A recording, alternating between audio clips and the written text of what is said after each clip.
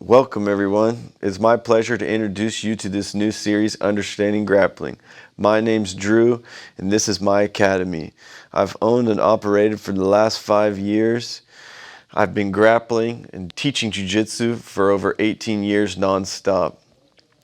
I feel it's my enjoyable duty as your professor to reveal to you what I've come to believe is true for any grappling situation. This is a great conversation because it's a good primer and a beginning for what I'm going to be covering in this series. It's a quick general overview of some of the main topics that I'll be covering in depth in the upcoming videos. If you enjoy this video, like, subscribe, and leave us a comment. You can also get your hands on the graphs and the charts from this video by following the link in the description.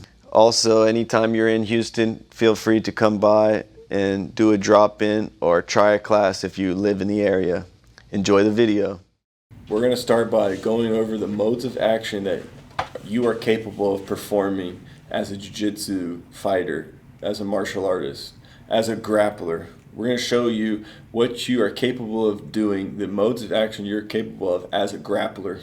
All right? And as a grappler, you can hang, frame, grip, and do a technique. All right? And we will go over what these 4 things mean quickly.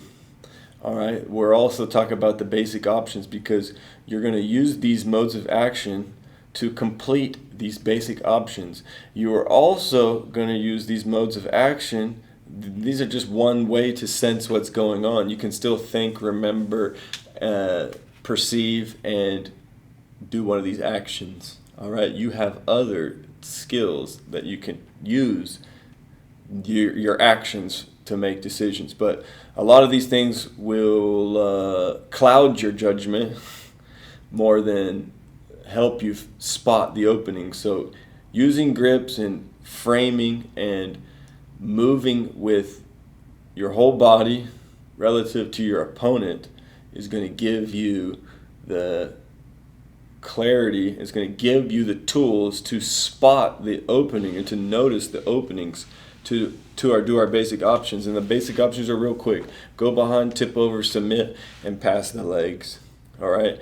This is all that you can do in jiu-jitsu here. All right? You can analyze it, look it over for yourself, show me what else you can do that doesn't fit into one of these categories. And what I'm trying to do is show this as a pattern, and then you can go back in and become an expert in any one of these things. You can be an expert in modes of action. You can be an expert in basic options. You could be an expert in just submissions, and that's one basic option. You could be an expert in just gripping. All right, in different martial arts do that. Like in judo, gripping is a little bit more important than hanging, because hanging is really valuable to a grappler who is on their back or sitting down. And in jiu-jitsu and in grappling, when you're on the floor, the person on bottom needs to use their other opponent. It's a 2-player game. This is a whole nother topic, 2-player game. Which we will touch on. Which we will do a whole video for. We're just going to touch on it today. Again, we're starting with the basic modes of action. This is how your controller, this is what the buttons on your controller are. And these are the ones that you can perform. And again, if you can think of something else that you can do, you just found a secret to the whole thing. Tell us in the comments that you found it and share it with us. And this is for you to use to create and find new paths. All right, this is not starting from nowhere. This is starting from the beginning. All right, and that's what your body is capable of doing. Again, we will explain. We will do a video on how we came to these. Let us know if you want us to do more. Let us know if you want to hear how we came up with these 4 topics, 4 basic modes of action for jiu-jitsu, for a grappler. The basic options are really important because this is the map that you're going to use. You either go behind, tip over, submit, or pass the leg. Those are your objectives. And if you're not trying to achieve one of these objectives, you're probably lost in the sauce. You're probably lost. You're probably confused. And you're probably frustrated. And you're probably tired. And you're probably losing the fire and desire to be a grappler. All right? But if you are aware of these, you will realize how many options you actually have and how fruitful your next competition actually is. There's more chances for your partner to mess up with if you know just a little bit of all these. Or you could be a specialist and go behind, or you could be a specialist in your tip over or sweeps, right? Yeah. You know these basic options, and what we're going to do next after knowing the modes of action, after knowing the basic options, we're going to reveal the stages of grappling. And this is a perception that if you're not aware of in the beginning, it will be really nice to layer on top, like augment reality. Where do you stand? What is the score? Where do you stand in the match? Are you in an advantage? Do you have a disadvantage? And these stages are neutral, advantage, mix-up, finish. All right? The mix-up is a really important part for the stages of grappling. This is where I believe jiu-jitsu really happens and where you can really spot it really clearly. And this is where you can do things effortlessly no matter the size and strength. It's not just the technique. It's the fact that the technique is done at the right opening and the right time, and is done in the truest way, the way where it doesn't require as much willpower or strength, but it does take execution of the move, of articulating your joints in the correct shape. If you mess up the way that you articulate your joints and create the shape of a arm bar, you have a less likely chance to finish any type of submission or basic option, tip over, go behind. Would it be safe to say that the mix-up is where the art is? Well, I don't know, and I'm not claiming too much on this, but I would, if I'm teaching my students, this is something I'm going to highlight.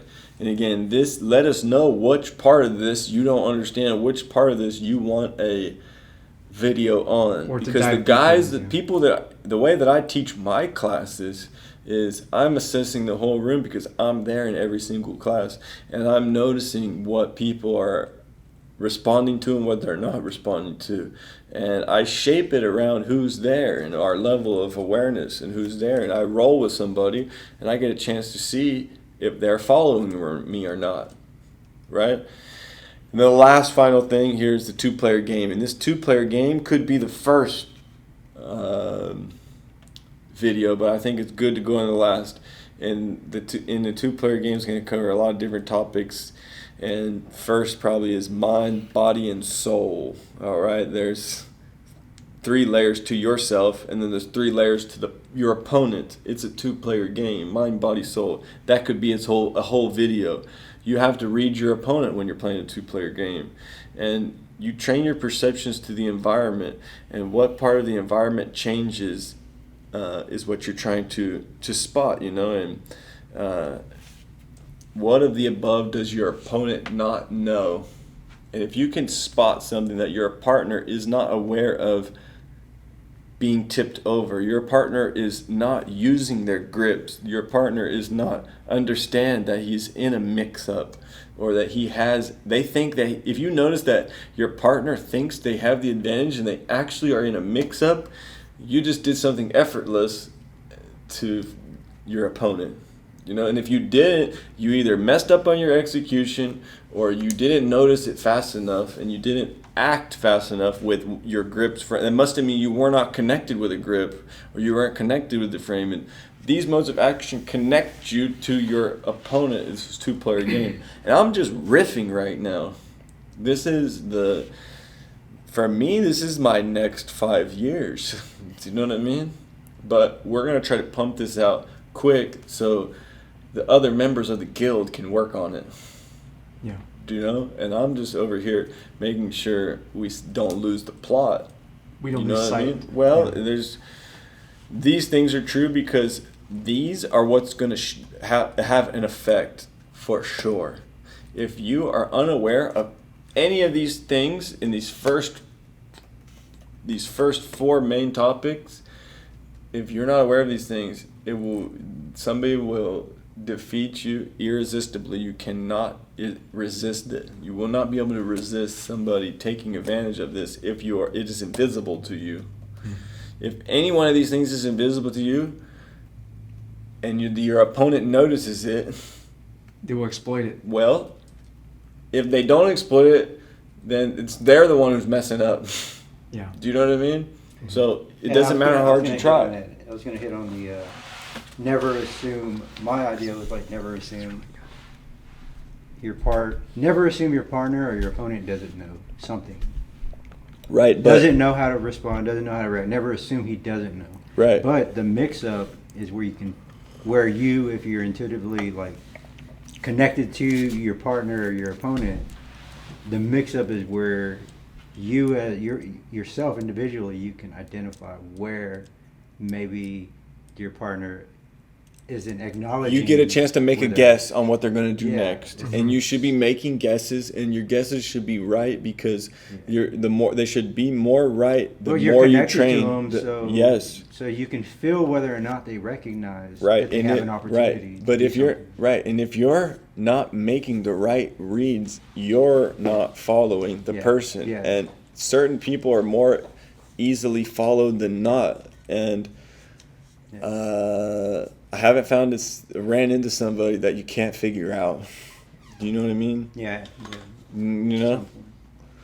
So Especially- and then you add all these other Other layers. applied knowledge into your game. But if you don't know if these four things Yeah. are not your fundamentals and one of them is absent, you will be manipulated by somebody. You won't even know it, and you'll never be able to fix it because it's too blind. These things are obvious and common, and most people are going to do some little thing about it. But I think it's more important to expose people to this existing than telling them how it connects together. Yeah. You should have some type of insight on this on your own, and in the jiu-jitsu academies, you should be getting chance to hone your senses or get a chance to practice noticing, practice articulating and moving and hanging and contracting your muscles in a way that leads you to being the one who is surviving and thriving. So Yeah, I was just thinking, like, if you're aware of all of these things you mentioned, then you have more of a chance to not get, or kind of like perceive the, like yes, I guess kind of like predict the future of what's Right, going to happen, right. which way your and opponent's that's going to move. that's and a go. very It's good kinda- point because you know what you're seeing. You're not seeing the future. You're seeing the present. Yeah. And the present is he trying to tip me over? Is he trying to go behind? Is he trying to submit me, or is he trying to pass my legs? I see. Or or the vice versa against another person, right? And am I using the right controller? Am I using the controller right? And am I forgetting to press a button that is available to me? And if you're not upgrading your grips, look for a video on grips. If you guys want a video on grips, I have a great details and a great explanation of general overview and a bunch of details for gripping. I mean, you need to be upgrading your grips. You need to have comfortable grips. You need to get your grips to where you put your hands on somebody and the grip is correct, just like you're going to put a C chord on a guitar. All right? You can do it, and people just don't realize to do it. I think you could drill your grips. People could afford to drill their grips in a place like right over here. After the fundamentals class, you come over and get here and get 20 minutes of drilling Yeah, drill of just grips. throwing the grip in the thumb, in the call, literally just dropping it in, and then you go roll. And then you got 40 minutes to roll. Do your warm-ups, hit the lab, drill what you want to drill, and then go roll. You don't need to roll for an hour. Do you know what I mean? Like, the purple belts don't need to roll for an hour. They still need to come in here and drill stuff. So I might bring a crew over here today. Say, hey, we're drilling over here. And like a couple of us are drilling, and people will want to come over there and then say, hey, we're going back to roll. Yeah. And this is like the serious roll room over there. And then that's a good way to warm up. And don't come, you know what I mean? I don't recommend just showing up and rolling. Even like I'll jump in and start rolling. I've been teaching jiu-jitsu for 2 hours by the time I roll. Yeah, You know what I mean? I've already taught 2 classes. You know, if I roll at night, I've already taught in the morning and afternoon. Yeah. But this, I believe, is going to be I believe this you can study off the mat. You know, I think there's some things you need, you need to also get some of these lessons you need to learn by doing, right? Like doing an arm bar, you learn that in class. You know what I mean? Yeah. Right? Like, but understanding this is what the patterns are, and you need to spot the patterns. It's a mosaic, and these things click in and click out depending on the opponent. This all stays the same. But it's where you fit into this and where your opponent fits into it. It's a 2-player game. There's stages to any grappling match. There's basic options, the moves that you can perform, and then there's the modes of action. This is how you perform the basic options. This is how you put yourself in a situation to perform the basic options. You know, and this is for this is for a fight or a grappling match. But this is how a grappler would go about it. A grappler who is not interested in throwing a strike, right? What is that? Understanding grappling. Oh, I understand. And so this will be like the first video is kind of like would be modes of action and maybe it's just modes of action. Hey, here's the modes of action. Then we do a basic options, general overview, basic up start, go behind, tip over, submit, and pass the legs. Go behind. The go behind means you start on the bottom and then you go behind on the top. And you can go behind in many different options. It can be, there's many different ways to go behind, depending on the way the person is posturing, between the way they're standing, sitting, kneeling, or laying down. And you can go behind somebody when they're standing, we do an arm drag standing, and then we show them in the butterfly guard, go behind, and then or closed guard, go behind. One's kneeling and one's laying down. You know what I mean? You can even show somebody on top taking the back with like a barambolos, both sitting. Yeah. Okay, there's 3 examples of go behind. Next, basic option, tip over, also called a sweep in jiu-jitsu terms, but I think tip over is a better way to think about it because we can tip somebody over when we're standing, which they call a takedown. But do you need those extra technical words? I don't think. Because you like to boil it down to the most Let's keep it really simple. simple. Yeah, let's keep it as simple as we can. If we can simplify this again, these videos are a supplement to a paper and to a book that will be coming out in the next 5 years as well. That's good. You know what I mean? But this is going to be the first part of, I think the video is going to be a good way to start breaking it down. Yeah. And would it be good to say like it's a first part of a series? I'm not claiming to give a complete series. I see. Is the thing. This is a supplement to what you're going to learn in my classes, but it's also something that you should know in the beginning as well. Like you should learn, you should be aware of this as soon as you can, and then go roll. Like I'm not saying you should drill the whole 20 minutes. Mm-hmm. You actually need to roll a lot more. I think people need to roll more. Well, would you say it depends on the person's level? Well, look, you need, at the end of the day, it's a 2-player game. That's what I'm saying. It's not about which techniques you do. It's about, are you using, you got to practice hanging and framing and gripping. Yeah. You know, don't even worry about doing the techniques. Yeah, because if you don't feel it against a resisting opponent, how can you test it if it really works? Right, exactly. I mean, like, you need more practice doing that. What's up, gangsters? Hey, what's up, bro? What's up? What's up? You can come here. You're good. You're good. You're good. What you guys doing, chat? We're going over our syllabus. Our syllabus. He's going to work out with you. Are you gonna work out? He's back. Yeah.